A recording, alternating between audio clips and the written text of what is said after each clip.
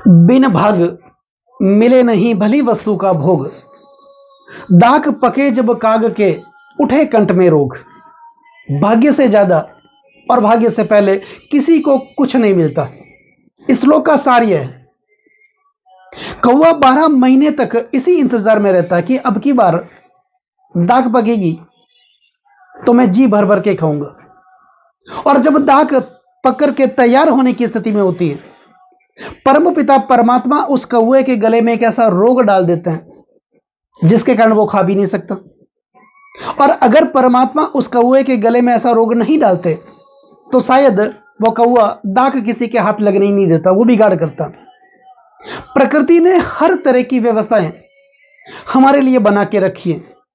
कोई भी चीज हमें क्यों, कब और कैसे प्राप्त होगी, हम हमारे जन्मकालीन ग्रहों की स्थिति के माध्यम से, ग्रह गोचर के माध्यम से हम जान सकते हैं। दोस्तों, थोड़े ही दिनों के बाद नए साल की शुरुआत होगी। वर्ष 2025 का आगाज होगा।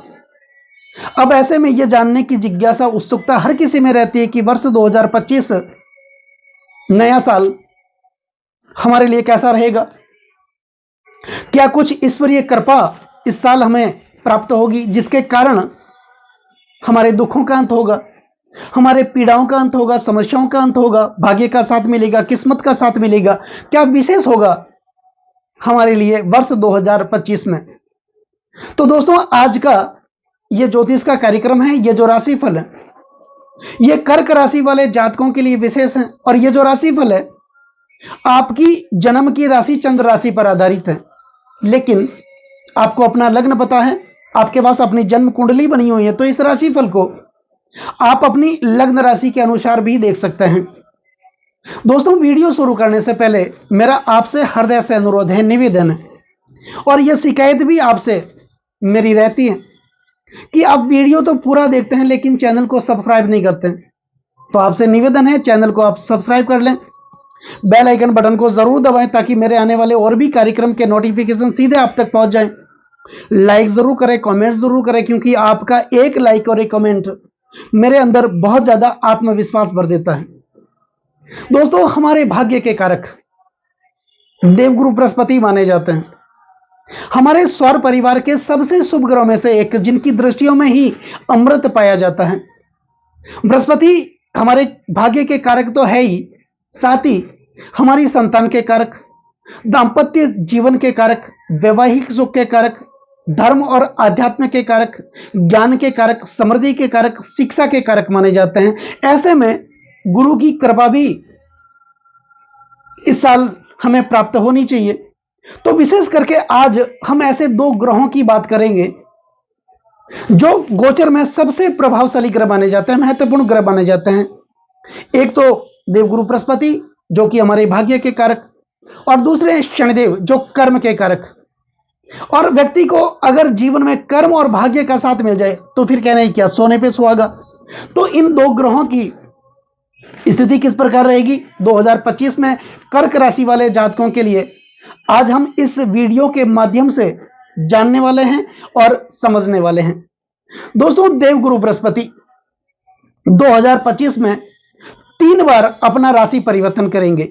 सबसे पहले कर्क राशि वाले जातकों के लिए या फिर कर्क लग्न वाले जातकों के लिए बृहस्पति नैसर्गिक कारक ग्रह माने जाते हैं, सबसे शुभ ग्रह माने जाते हैं। तो कर्क राशि वाले या कर्क लग्न वाले जातकों के लिए 14 मई 2025 को देवगुरु बृहस्पति अपना राशि परिवर्तन करेंगे और एकादश भाव से निकल करके, यानी शुक्र की राशि वृषभ राशि से निकल करके द्वादश भाव में विराजमान होंगे और 12 महीने तक द्वादश भाव में ही रहेंगे।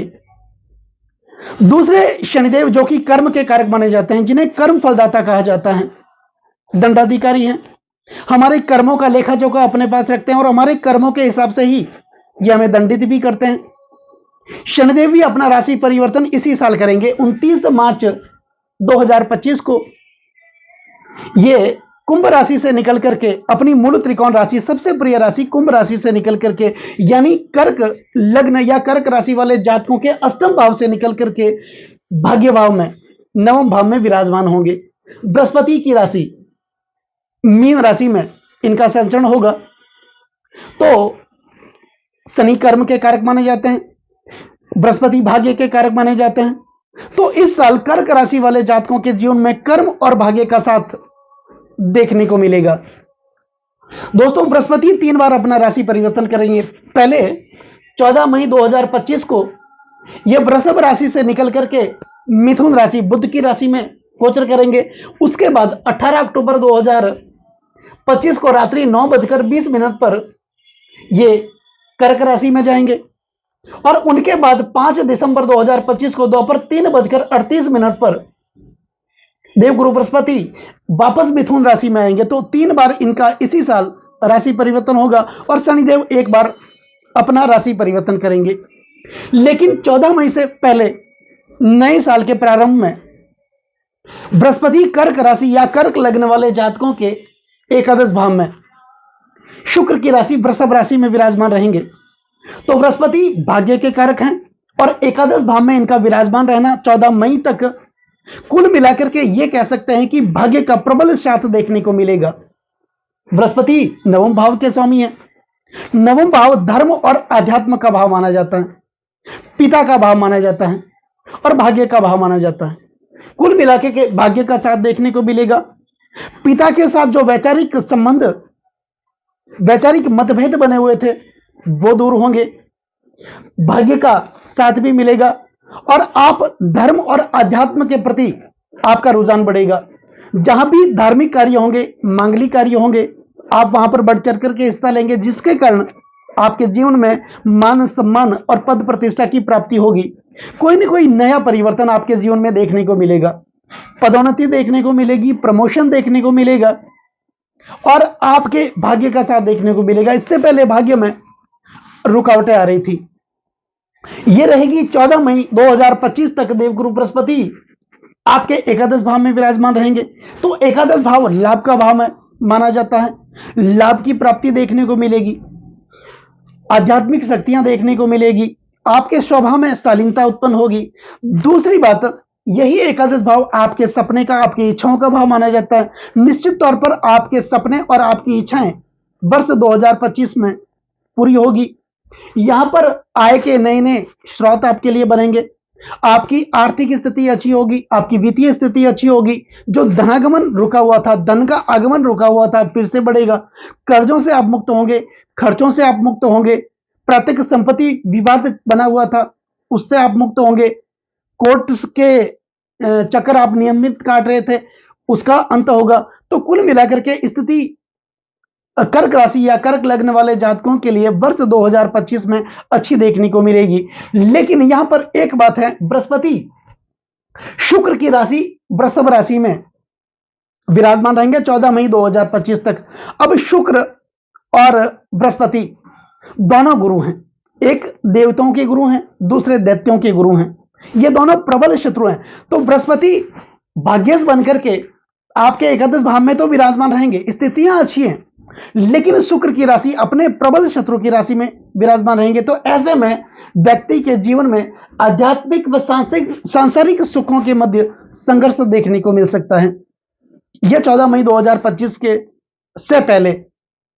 लेकिन उसके बाद बृहस्पति अपना राशि परिवर्तन करके आपके द्वादश भाव में संचरण करेंगे, निवेश के भाव में संचरण करेंगे, विदेश भाव में संचरण करेंगे। तो यहां पर जो निवेश आपने अपने धन का किया, प्रॉपर्टी में किया, बच्चों के एजुकेशन में किया, उसका अच्छा रिटर्न देखने को मिलेगा। विदेशों से संबंधित जो परेशानियां थी वो दूर होगी। आप अपने बच्चे को हायर एजुकेशन के लिए, उच्च शिक्षा के लिए विदेश भेजना चाहते हैं, यह समय आपके लिए बहुत बढ़िया रहेगा। आपके संतान से संबंधित जो समस्याएं जीवन में बनी हुई थी उनके विवाह को लेकर, उनकी शिक्षा को लेकर वो समस्याएं आपकी दूर होगी। पति पत्नी के रिलेशन मजबूत होंगे, संबंध मजबूत होंगे और उनका प्रभाव पूरे पारिवारिक जीवन पर देखने को मिलेगा। क्योंकि 14 मई 2025 को बृहस्पति अपना राशि परिवर्तन करके आपके द्वादश भाव में आएंगे। तो यही भाव शयन सुख का प्रतिनिधित्व करता है, काम शक्ति का प्रतिनिधित्व करता है। पति पत्नी के बीच अच्छी काम शक्ति देखने को मिलेगी, जिसके कारण प्रेम भरा, मधुर भरा संबंध पति पत्नी के बीच देखने को मिलेगा और उसका प्रभाव पूरे पारिवारिक जीवन पर देखने को मिलेगा। तो बृहस्पति 14 मई 2025 से पहले तो आपके एकादश भाव में रहेंगे शुक्र की राशि में, और उनके बाद यह राशि परिवर्तन करेंगे, आपके द्वादश भाव 12वें भाव में विराजमान होंगे। अब बृहस्पति के पास मुख्यतः 3 दृष्टियां मानी जाती हैं। बृहस्पति जिस भाव में बैठते हैं उस भाव के फलों में तो वृद्धि करते हैं, लेकिन बृहस्पति की दृष्टियों में भी अमृत पाया जाता है। जहां पर ये दृष्टि डालते हैं उस भाव को ये जागृत कर देते हैं, यानी मृत भाव को भी ये जागृत कर देते हैं। जैसे अमृत की कुछ बूंदें उस भाव पर गिर गई हो, उस भाव को ये जागृत कर देते हैं। तो बृहस्पति के बाद मुख्यतः 3 दृष्टियां मानी जाती हैं। बृहस्पति जिस भाव में विराजमान होते हैं उस भाव से पंचम भाव में दृष्टि करते हैं, सप्तम भाव में दृष्टि करते हैं और नवम भाव में दृष्टि करते हैं।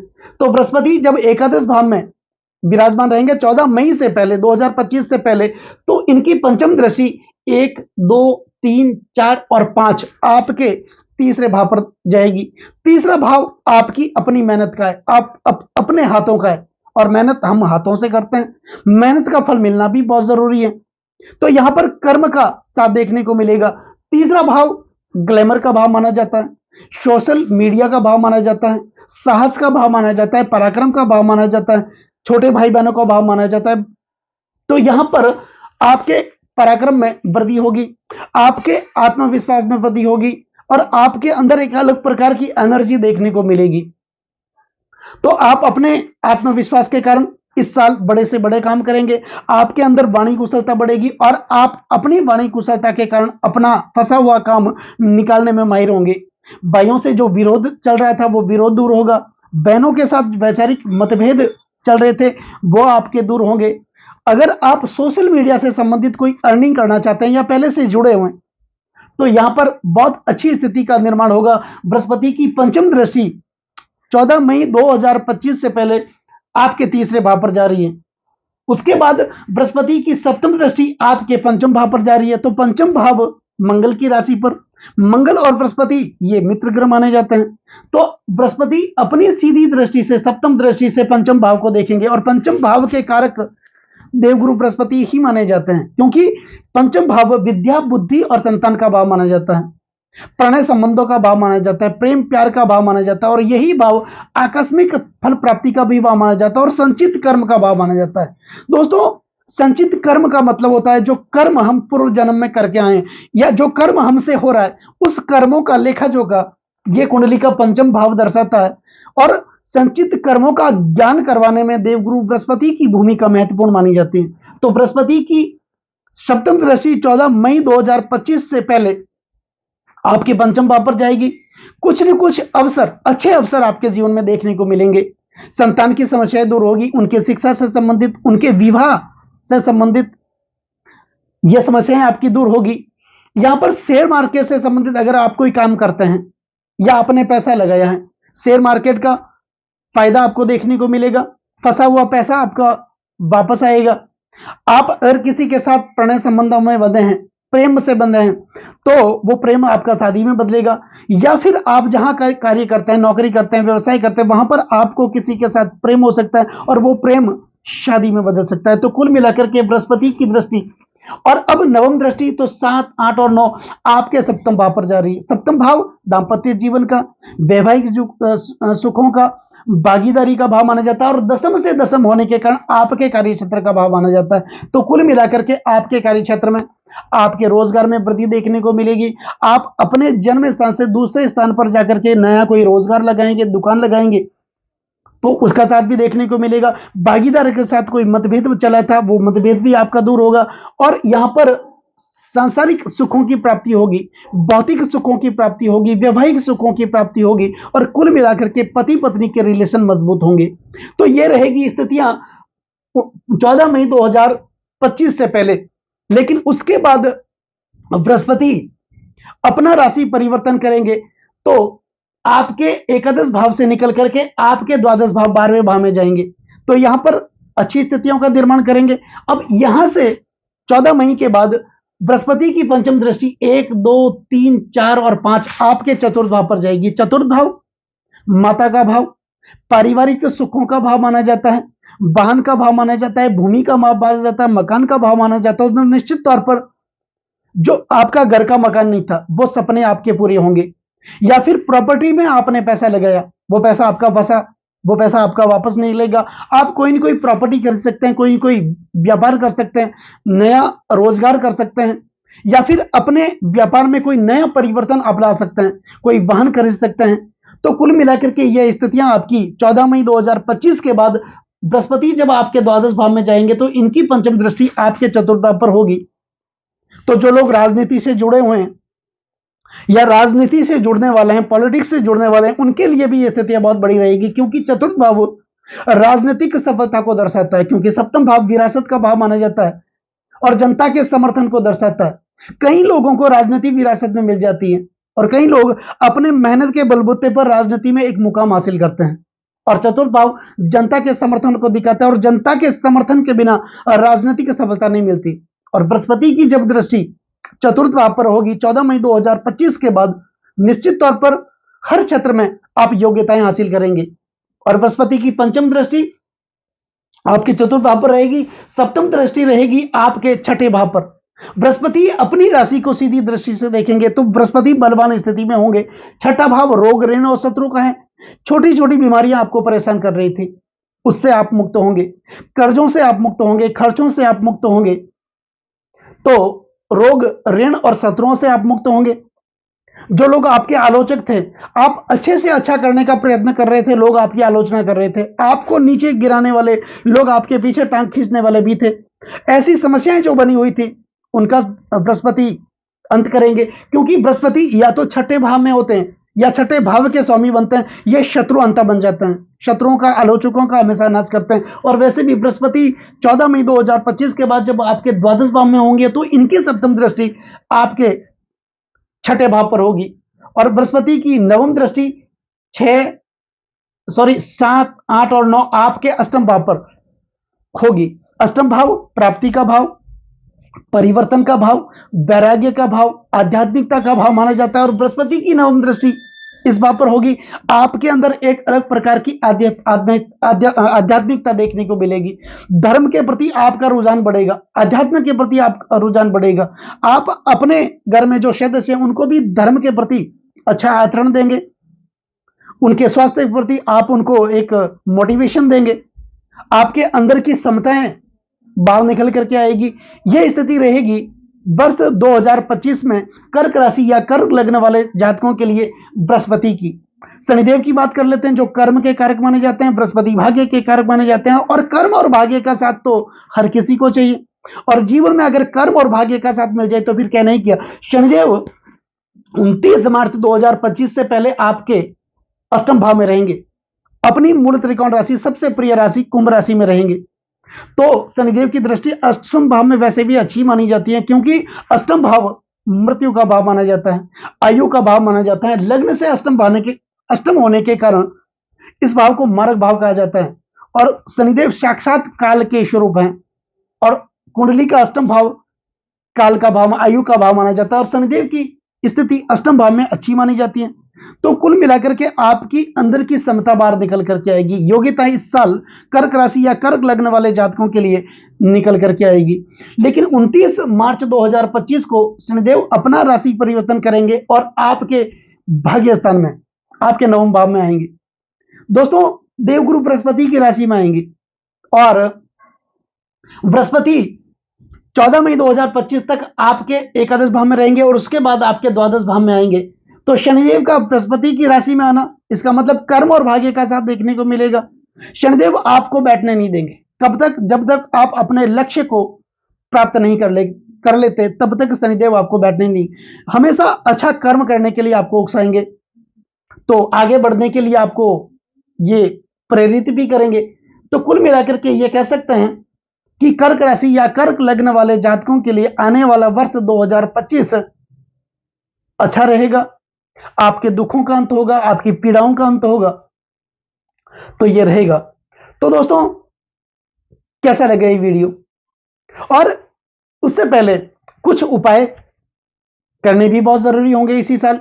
उपाय में अगर इन दोनों ग्रहों से संबंधित आप उपाय कर लेते हैं तो फिर देवगुरु बृहस्पति की कृपा तो रहेगी, साथ में शनिदेव की कृपा भी आपको प्राप्त होगी।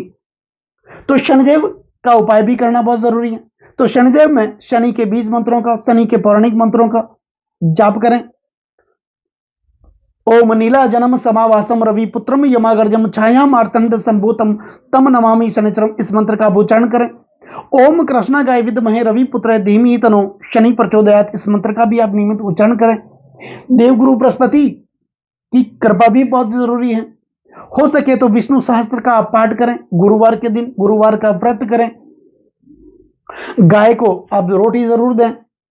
पीले पुष्प अगर आपको मिल जाए तो बृहस्पति भगवान का जहीं भी मंदिर हो आपके आसपास, वहां पर आप पीले पुष्प को चढ़ाएं। हल्दी की 5 गांठें ये लेकर के पीले पुष्प उसमें डाल करके पीले कपड़े में, पीले रेशमी वस्त्र में इसकी पोटली बना करके अपने ऊपर 11 बार घुमा करके गुरुवार के दिन बहते हुए जल में आप प्रवाहित करें। और कोई भी शुभ कार्य करने से पहले, आप घर से निकले उससे पहले केसर और चंदन का तिलक आप अपने सर पर जरूर करें, ललाट पर जरूर करें। यह उपाय करने से बृहस्पति और शनि की कृपा आप लोगों पर हमेशा प्राप्त होती रहेगी। तो दोस्तों, कैसा लगे ये वीडियो अगर आपको अच्छा लगा हो, मेरा समझाना आपको सार्थक लगा हो, समझाने का तरीका अगर आपको अच्छा लगा हो, तो इस वीडियो को आप आगे से आगे शेयर जरूर करें, बेल आइकन बटन को जरूर दबाएं, कमेंट जरूर करें, लाइक जरूर करें और कमेंट में ओम गुरुदेव नमः ये जरूर लिखें, ओम शनिचराय नमः ये जरूर लिखें, ओम नमः शिवाय ये जरूर लिखें। नमस्कार दोस्तों।